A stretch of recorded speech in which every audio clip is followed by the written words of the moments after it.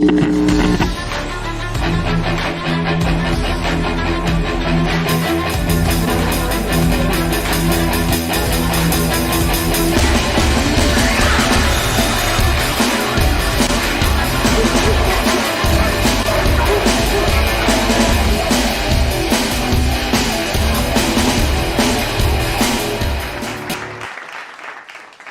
everyone, and welcome to LDM Radio Sports Talk. My name is Alfonso Caldera. I don't know if you remember me. I was the original host here. I've been away for like 3 weeks doing some official work duties. And joining me this week is the man who was in the first chair helping us out, Scott Blander. You and your sister did a really, really amazing job. I was able to watch that show, and it was really fun the way you two were able to go back and forth. And it was very comfortable. I enjoyed it very much, and I hope that she'll be able to come back at some point because I'll definitely be having to work again. Excellent. Yep. No, I will tell her that. She definitely knows her stuff, and I guess the whole brother sister thing. We were able to feed off each other and made for good entertainment. Yeah, I don't know. I feel like, all right, so on a personal level, I've known you for like 8 years now. I didn't even know that you had a sister, let alone one that knew that much sports. So that was pretty cool that that was able to happen. So definitely hope we'll put her in the rotation of people that we have coming in and out of here. So, all right, so we're going to get started to some official business. All right, so unless you live under a rock right now, you know that Russia is invading Ukraine, and it's a very big issue, a very hot topic issue. Possible start of a World War III, depending to how some people look at it. Very, very impactful subject. Now, this is a sports show, so we're not going to get into many of the different integral parts of what this is. But as it relates to the sports world, we've seen that in hockey, the NHL, and different divisions of hockey around the world, it's been a very, very big impact on the way the game's played and some of the players that are playing in the game itself. So, Scott, what do you have as far as what's going on with the world and hockey, and what's your take on where we're all going from here? The Russian athletes being punished, and part of it I agree with. So far, everything that's actually been done, I agree with. Some of the things they're talking about, I don't. For example, any international tournaments, you got soccer World Cup qualifiers going on. I know that the Russian team was banned from some of those. I don't know the intricacies of what the little tournaments are, but I see that they are getting banned. You've got Russian athletes and, singular, like tennis, golf, things like that. Anything where the athletes are competing under the Russian flag in an international tournament, I absolutely agree with. I don't think Putin cares, but, that is a no-brainer. It has to be done. It's not the first time that's happened. So I have no problem with anything in international play. Now, some people want to go a step further with it. I know Dominik Hasek, the NHL great Hall of Fame goalie, has he's from Czech Republic. A little older, so he lived under the Iron Curtain back when it was Slovakia. So obviously he's has some very strong opinions, and that's fine. He took it a step further. He wants, obviously, there's a lot of Russians in the NHL. He wants the Russian players suspended from the NHL. Now, that I don't agree with because, these are guys that aren't playing for Russia. They're playing for their various teams. They're playing, NHL teams playing for the NHL. I don't think, now you're just singling out guys because of their heritage, guilty by association. And that's a very dangerous, slippery slope. And I think we need to draw the line there. I know CCM, you're wearing a CCM shirt there. CCM, the hockey gear, manufacturer, has suspended all Russian athletes, specifically Ovechkin. They keep mentioning Ovechkin, and because I think they want to try and win the PR war on this thing. They're trying to single out Ovechkin. Now, for anybody who doesn't know, Alexander Ovechkin, NHL legend, of course, has been a very vocal Putin supporter until this. So all spotlight are on him now. He wouldn't go as far as to denounce the guy, but he did denounce the war, and he said, no more. His exact words were "no more war."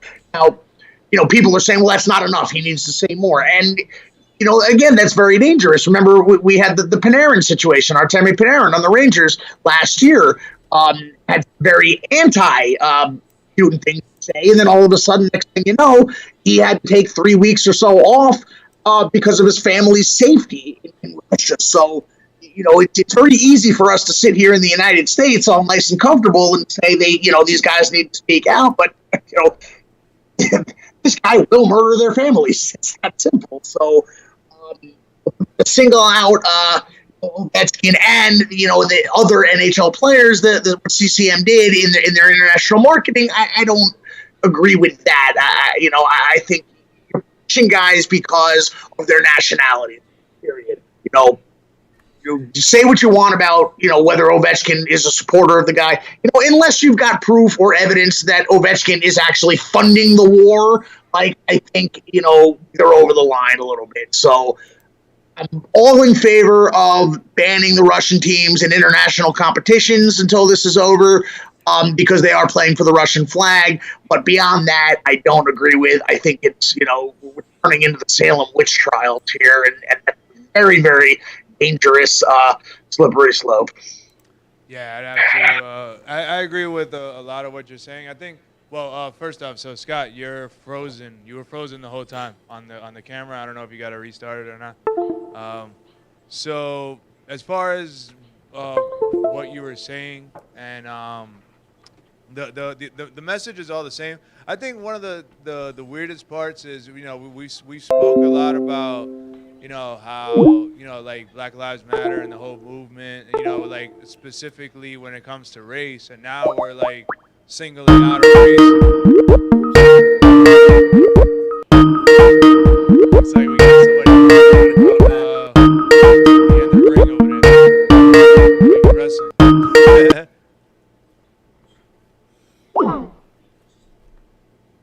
Yo. Looks like we lost connection with Scott there. Oh, okay. So, we'll just, it's coming back. I'm back. All right, cool. All right. So I was so the point I was saying. So all of your original point, I do agree with it in a lot of different areas. I think one of the weirdest parts about it when you're singling out, like Russian players and things like that, is like. We went through all of this, like and continuing on with the whole like Black Lives Matter and having like, race specifically conversations, and now we're having another race specific conversation just with a different race. It's just like I find it very weird how everybody's kind of just lumped in together, and having to fight this off, especially like let's say if you do suspend all the NHL Russian players, right? And then like Artemi Panarin just finished having this issue where he had to actually miss games and had to worry about the welfare of his family and all that last year. So obviously he's not one of them that's gonna he should be like exempt from the whole thing. But then where do you start drawing the line? Where do you exempt this guy but then not exempt this guy? It's just it's a very, very slippery slope that the NHL and all the hockey world is unfortunately has to put themselves into. Scott, yeah. Yeah. I mean, exactly like you said. Where do you draw the line? Do you start examining players, individually and going over their finances and going over their social media, and if somebody does not as vocally anti-Putin as you would like, put them in the suspend pile? Like, yeah, it's too much. Like I said, unless you've got some evidence, that they beyond anybody beyond supports the guy and actually has a hand in this, which I'm going to give Alex Ovechkin the benefit of the doubt and assume that he does not. But unless you've got some evidence that somebody is actually got a hand in this war on the Russian side, on the Putin side, then it's you can't go down that road. You just can't. Yeah, so it's very and then there was Marcus Naslin who he's a Finnish player and he plays in for the KHL, the Russian leagues, and they were about to start their playoffs, and then he ends up leaving the team yesterday to go back home because he just didn't want to have anything to do with any kind of Russian hockey and all of the stuff that's going on in the world right now. So it's very impactful to a lot of people and a lot of their families. Sure, yeah. I mean, it's a terrible, terrible situation. Any way you look at it. We hope that. Like you said, we don't want to get too much into the politics. I don't know what he's trying to accomplish. I'm assuming it has to do with resources and money. But whatever he's trying to accomplish, let's hope he either is defeated. And if that's not going to happen, let's hope he accomplishes whatever he is trying to accomplish quickly. But let me stress, let's hope he's defeated. Like that's that's the top outcome we want.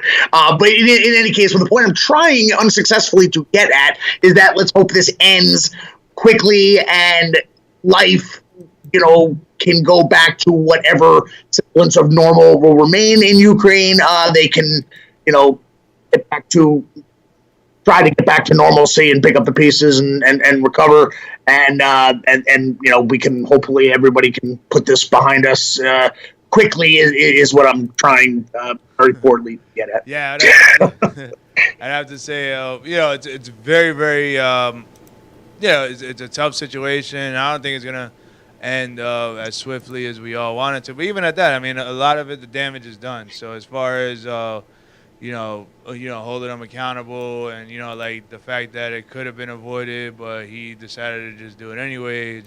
It's all a bad situation. And then as far as not to miss the point from what we were saying earlier in the show, a lot of it is to take the revenue away from Russia and like not have all the revenue pumping into it. That's kind of the way that the world is trying to combat a little bit of what Putin and Russia is doing, which I'm pretty sure like you said before, he doesn't really care about all of that. But especially whatever hockey revenue comes in from the international, I can't imagine it's like the same prices as gas and all these other like natural sources getting swapped in and out from Russia and U.S. But at the end of the day, it's like it's unfortunate that a lot of these players have to go through this, and it will continue to go through this because it's not going to go away anytime soon. And then you look at another guy, Vladimir Nemistikov, who plays now for Detroit. English speaking, pretty much like a regular American who's just Russian. Like, do you end up penalizing him or do you penalize everybody else? So there's a lot of layers of craziness that is going on here, and will continue to go on as we progress forward. All right, so we're going to move on now to the baseball issues that are going on right now. So it's pretty crazy. So Major League Baseball has suspended their regular season for the next 2 weeks. For the opening 2 weeks of the season. They were supposed to start, I want to say, March 31st. And right now, the first two series are gone off of the schedule. Now, it's a labor dispute between... I'll wait for Scott to get back in here. Yeah, I don't know what's going on.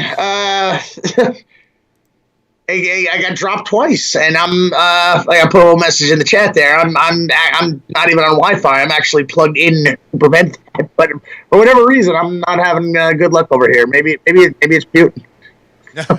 I know, right? They're like, oh man, these guys. He knows we're talking about him. All right, so I was talking to I was speaking about Major League Baseball now going through their super labor mess that they have going on here. So Just to review, the Major League Baseball has suspended their first two series of the season. So this is the first loss of games since 1994, 95. And what's your take on the craziness of baseball and how super selfish they all are over here? Yeah, well, as hockey fans, we're certainly no stranger to labor shortages.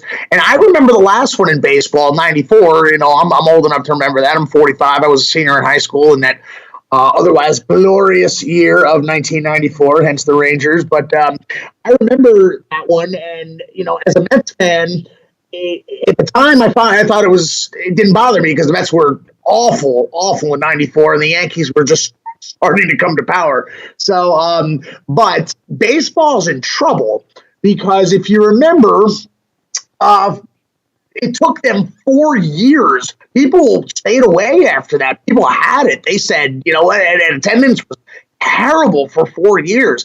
And it took the McGuire Sosa arms race, if you will, to put people back in the seats. And the difference is they don't have that this time. They might, if this goes beyond the 2 weeks and, in '94, I think they lost about half the season, give or take.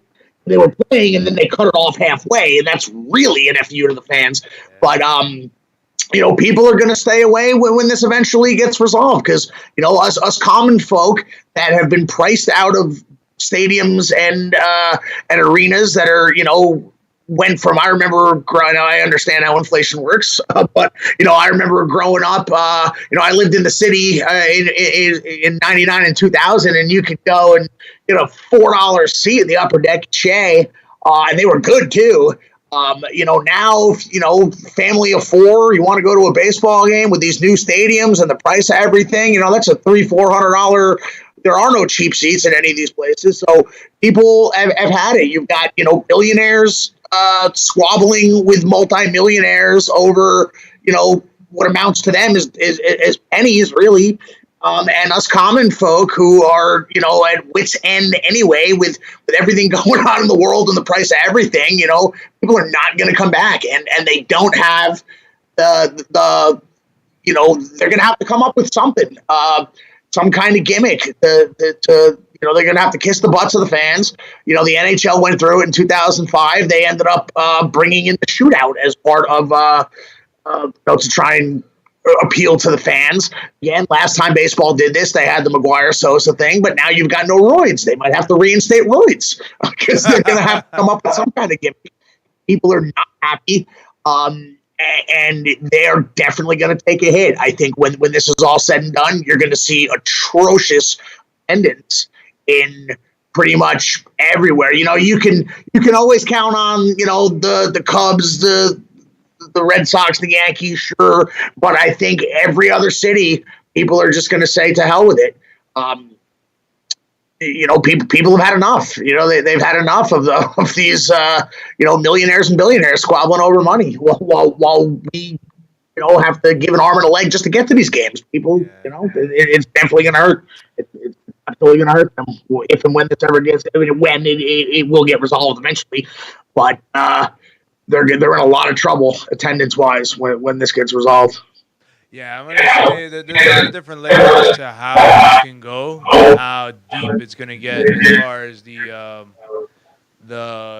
people jumping ship and boycotting and stuff like that. Right now, as it stands today, we're 6 games out of 162, so that puts us 156. So 156 game season, not the most horrible thing in the world. So now at this point, if they did, like, let's say, resolve it tomorrow, then there's not much of a harm and a foul. Even though, this is something that was talked about forever. This is something that everybody knew was coming, and then it ends up coming, and then I think they only met like 4 times in the off season to discuss these issues. It was a real standstill where, it was just pretty much a game of chicken between both sides, and nobody bucked, So this is where we're at right now with this situation, as far as what the details are. Like the players are saying that the owners are putting them in a bad corner, making them like the guilty bad guys, and then like basically the players are saying the same things about what the owners are, money hungry and all this other stuff, and who's actually holding this up. I mean, basically the blood is on both of their hands, and it doesn't really matter Yeah. what the actual details are to these things, because it's all just um, fine tuning what the splits on what a ton of millionaires are going to make. I mean, it's just at the end of the day, we could look at the economy, and we could look at where baseball and every sport and every entity basically in life has been impacted by the COVID-19, and where a lot of attendance, a lot of games were missed, and different things like that. But this is something that should have long been taken care of, no matter, regardless of what the actual details are, which are not even important, because you look at it, it's not like any kind of life and death issues here. It's not, it's just basically they just have to come to an agreement that expired, which everybody knew was going to expire on the date that it expired, and they have not been able to release this. I think that was all right. So Scherzer, well, it was like a couple of days after he got signed by the Mets is when the actual lockout began, and it's been going on this whole time. I mean, Scherzer's been a Met for like what, 3 months by now? Yeah. We should have been Still seeing him going in on. preseason, seeing what he's got left in the tank. Yeah. And yeah, as a Mets fan, we were really excited. Jacob deGrom finally got some help. Finally got another hopefully badass starter, and we just can't win as a Mets fan. We just can't. Well, I think the season is going to start again. But if you look at Yeah. it, does it? Well, how is it going to look starting?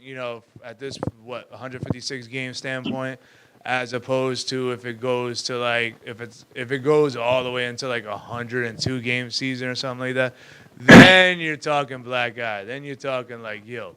And then obviously, if the whole season gets lost, that's when you go back to what you were saying as far as the people just completely jumping ship and getting out of it. That's the absolute extreme worst case scenario, which I don't see itself playing out. I'd say maybe this stretches until like the first week of May or something. Then they end up making the results, because basically, like, let's say if they make an agreement today, then tomorrow, they got to start, like the training camps and, getting all the engines going for that. And then they're not going to have these full training camps like they were supposed to, especially when, pitchers and catchers get there like 10 days earlier. Then, no, everybody's getting there at the same time. Everybody's going to rush, stretch, and do all these other crazy things and get baseballs thrown at them left, right, and center.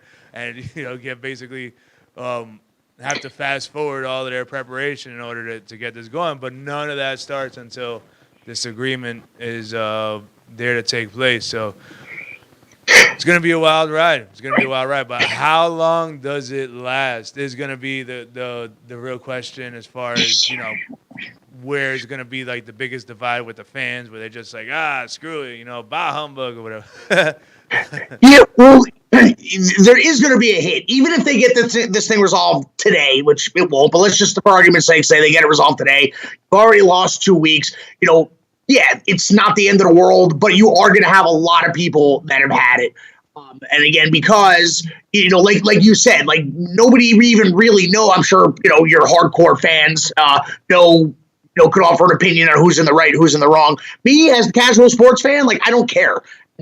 You said, millionaires and billionaires.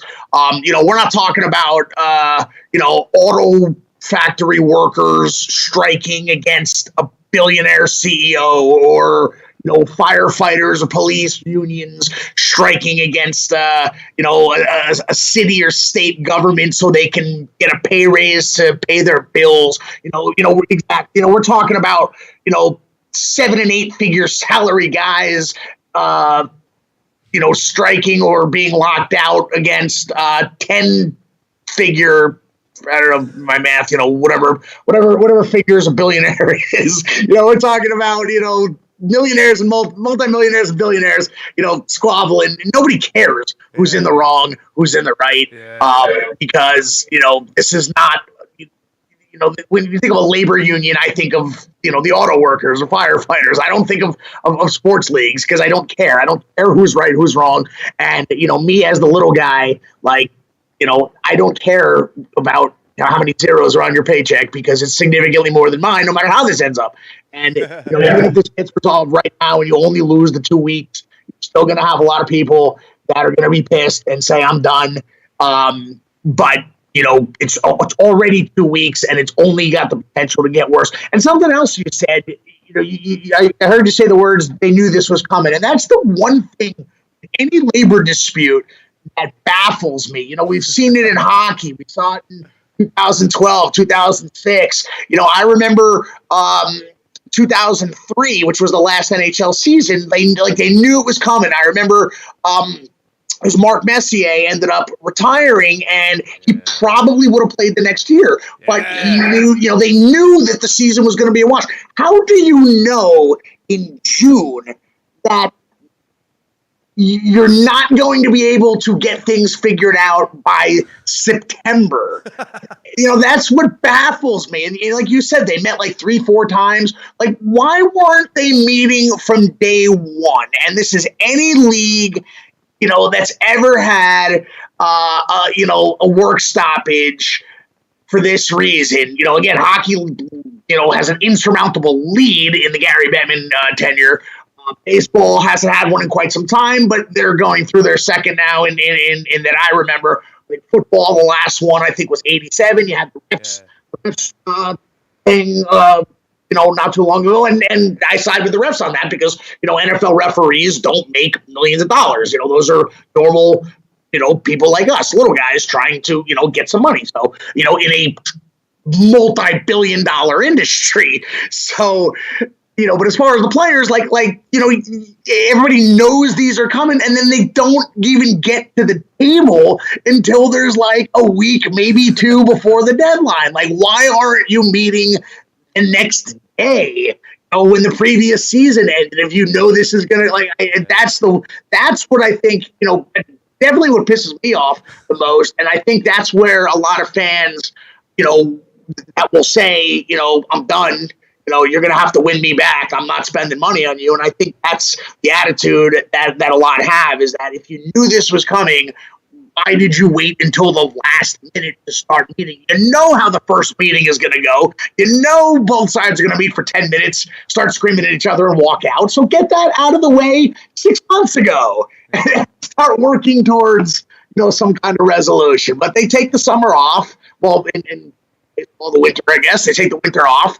And they don't even get to the table until a few weeks ago, and it's just a disaster. I just don't understand why they couldn't have been working on this months ago when you knew it was coming.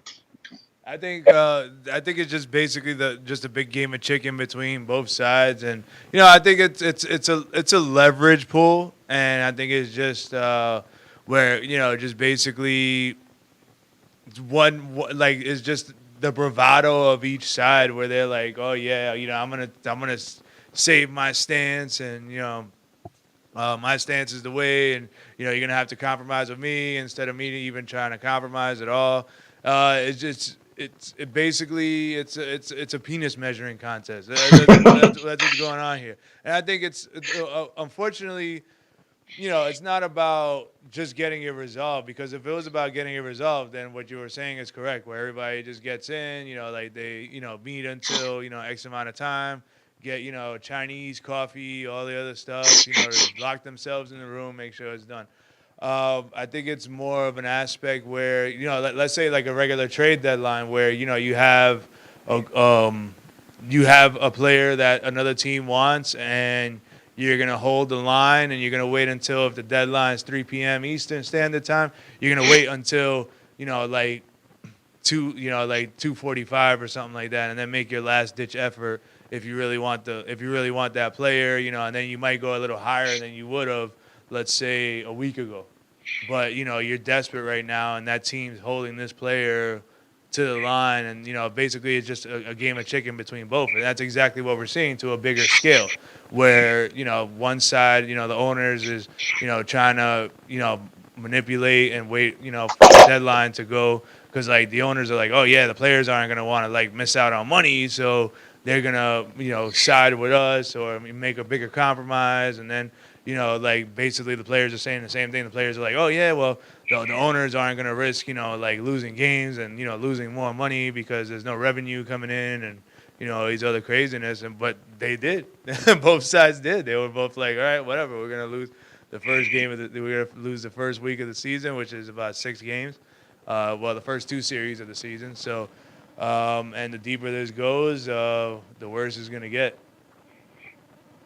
Yeah, yeah, and I think you hit it on the head there. It is a game of chicken because when we say these billionaires, well, these are some of the best businessmen, business people on the planet.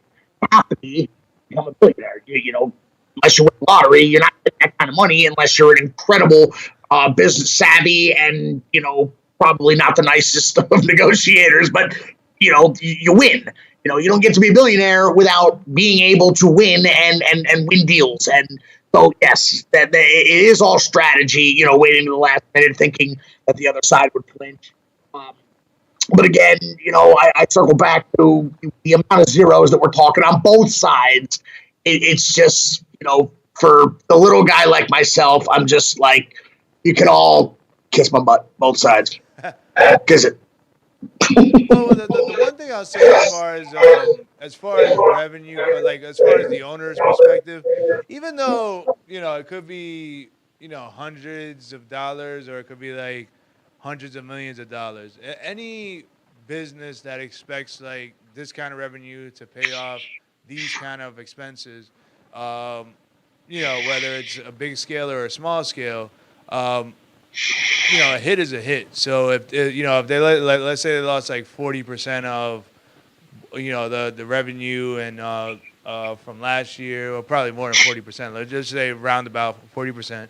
If you any business entity that loses that amount of revenue coming in, there should be a certain amount of sacrifices and a certain amount of things where it just helps the business. Now, well, one of the things I've heard is that the owners, like the players and the owners, so like the players want to see where the losses are and just be transparent with what the extra saving of the money, where it would actually go, and the owners are balking at that. So that seems to be one of the hangups there.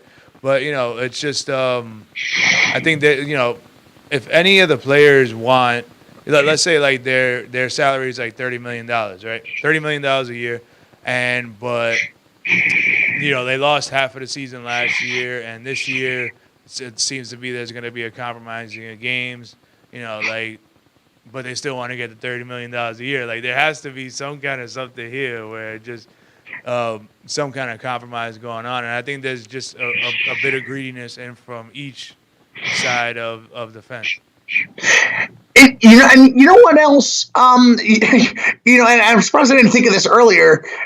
What really infuriates me about the thick-headedness here is, look what happened last year. We're just out of COVID, in which the league, all leagues were shut down, so there was no games. So I don't know how that affected the players' salaries. I don't know if they had to prorate and whatnot, but the owners certainly took a hit from not having games.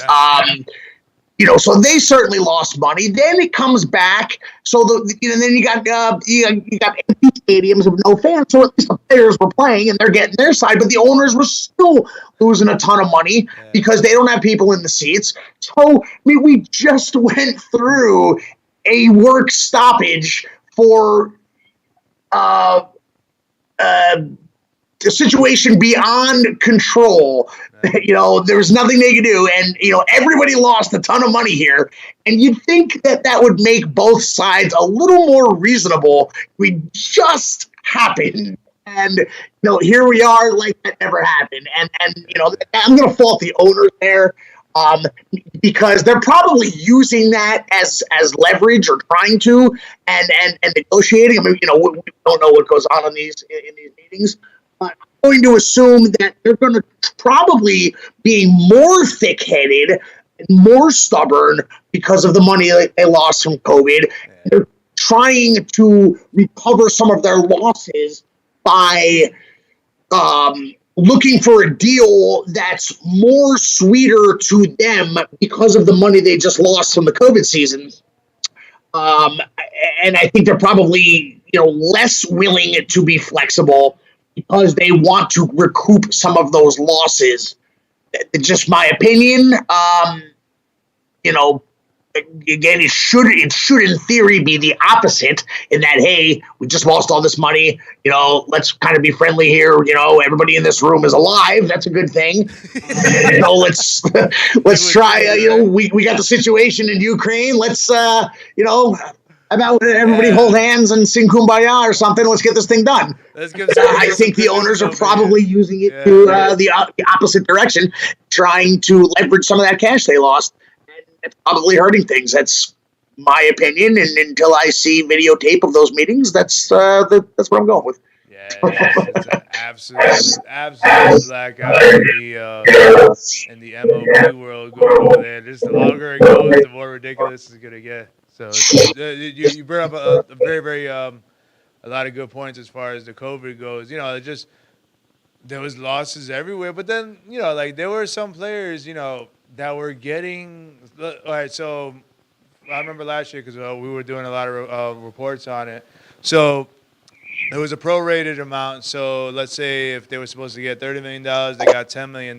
So the players still got $10 million for a 60-game season as opposed to getting $30 million for a 160-game season, with a lot of fans not even in attendance. This was like before they even had the fans in attendance, before they started slowly trickling in. I mean, what more do you want? If there's no revenue coming in, then where's the money coming in for the players? Like there's going to be a loss going on. So, as far as the coming weeks go, next week we'll have more if this is actually indeed still going on, because I think as far as details go, it doesn't really matter what the actual details are because it's just ridiculous no matter what way you slice it.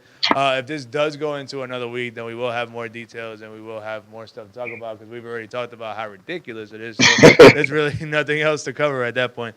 But we'll see next week how that ends up going. So we're gonna round out the show. We got maybe like 10 minutes left or so.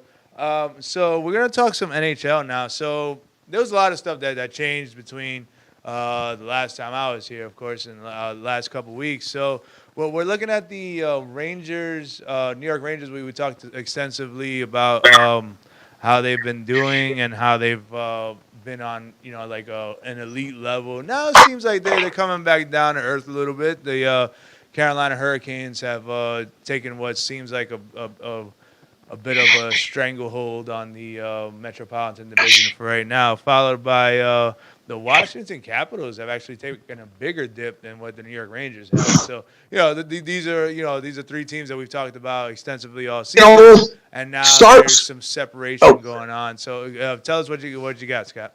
Oh, sorry, I didn't mean to interrupt you. I just your mic cut out, so I thought you were not talking. Sorry, but yeah, the Caps kind of dropping off. They're not done. They're just going through a rough patch. Somebody else that I was talking to, in terms of the Rangers obviously, I don't want to say they were playing above their heads. I think they are legit. You don't go 2/3 of the way through the season with the record they have, and and then just drop off completely. I think the Caps will get it together, but the Rangers are going through, and somebody compared it to a comparison. In baseball. July, August, teams kind of step off the gas, put off the gas a little bit. They refer to that as the dog days of summer. So I think Rangers might be going through, and probably the Caps too might be going through the proverbial dog days of winter, if you will. But what we did since the All-Star break, the Rangers were exposed for a lack of 5-on-5 offense. And even last night was a great game.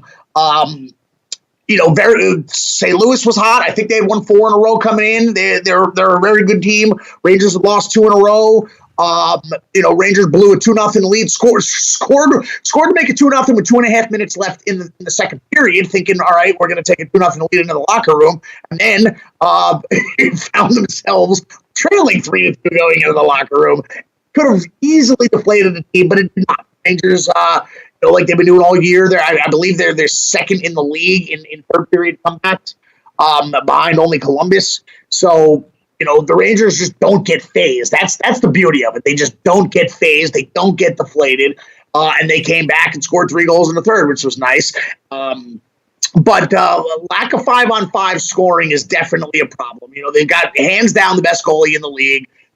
Our play is ridiculous. They're meaning good, because we've used the term the Rangers power play is ridiculous many years. But I mean, it's fantastic. Penalty killing is great, but 5-on-5 is a problem. And even last night, I think at one point the Rangers came out strong. They were out shooting St. Louis 8-2, I believe, and they got a goal. And then they just kind of took their foot off the gas, and then all of a sudden, St. Louis is out shooting them. And before you know it, the Rangers are losing. And then the Rangers, of course, had a phenomenal third period. So it did show some nice resolve, but they were outshot overall in the game. Face-offs still a problem. I think they had 36% of the face-offs. So, these are little things. Well, they're not little things, because we're past the point, with the last 4 years with the rebuild.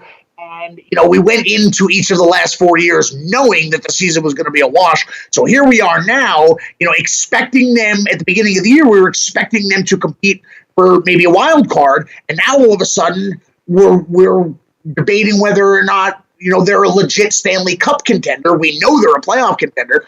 Now we're just, are they the next level? Are they at that elite level? Yeah, we're no longer the proverbial happy to be here. That might work for, up until maybe the All-Star break. Okay, Rangers are back, going to be a playoff team. But, the just happy to be here wears off very quickly. And now you got to take the next step to put them over the top. I don't think they would be able to compete in conference finals. I don't see them as a Stanley Cup team right now, but that's not to say they're not 1 or 2 moves away from joining that elite, cup contender. So, again, very happy what I saw last night. In the third period, of course, in the first half of the first period, in the third period, especially want to point out Gerard Gallant. We've had less than great coaching in recent years.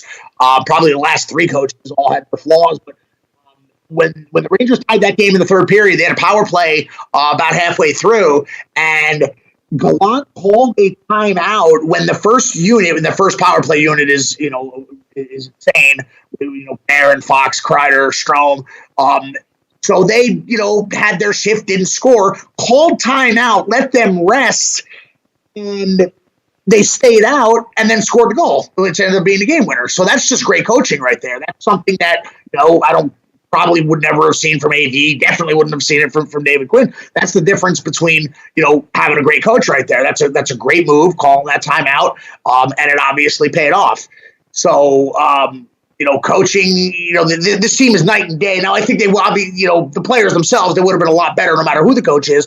But I think that they definitely have the coach that they need to put them to the next level. And I think they are a top 6, maybe a right wing, maybe a right winger away. And I think the defense is questionable. The third pair, anyway. The first 2 pairs are solid. The third pair, you got a pair of rookies, which will be great. But, as rookies, do you want, 2 rookies on 1 pair? Is that, enough to go 4 rounds deep? Who knows? But I think that they're 1, maybe 2 moves away without having to, say they're the future away, as I like to say. I think they can put this thing over the top, and it's going to be a very interesting 3 weeks, I think, or so till the deadline. It's going to be very interesting to see what Drury does. He is most certainly on the clock now because, again, I'm no longer just happy to be here, and I'd like to see them make a move or 2 to be a cup contender right now. Yeah, I thought about that. I thought that the NHL trade deadline was March 1st. It ends up being March 21st. So we definitely have some more time in between now and then. And a lot of things can move and shake. I know a lot of rumors have been out there as far as like a JT Miller reunion with the New York Rangers. Now, there's a couple of Canucks that are talked about being out there. But then if you look at it, the Canucks are only under 5 points away from a playoff spot themselves. So there's a lot that can change between the 3 weeks and what actually people are going to be putting themselves into as far as the buying and selling market. I think as far as the Rangers go, Georgiev definitely has to go just because it's just better for him to move on. And we have like the Rangers have a lot of good goaltending in the system that they don't need to hold Georgiev back any longer. I think they held on to him a little too long. I think if it wasn't for that, what was it, the car accident for Shesterkin and Buchnevich last year that they were in, right? I think it was like the day of or the day before the trade deadline. If they don't get into that accident, I think he's already gone. But I think just as far as the global aspect of it, the way they've handled it when they traded Talbot at the right time, so like it was kind of better for him than it was for the New York Rangers. And then Ranta, they ended up getting a good deal from him. And this is just another step in that. You got to get him off, and you got to get him in a situation where he's going to play more, just because he's earned that right. And then you just end up picking the pieces from there. You already have your A1 guy, and in my opinion, they're playing Shesterkin too much, and you got to have a little bit of balance there, or just get rid of the guy who's right there in the who's able to help out another team, and then you could get a good value for it before you get to the point where you're not going to get any good value from him, which is what the Rangers have done with Tony DeAngelo, amongst others, but definitely did not get any value back for him. Yeah, and with Georgiev, you say at one point, you say, on one hand, you say, well, he's only the backup goalie. We have the best goalie in the league. But like you said, you don't want to leave them out by getting that goal that they needed in a given situation.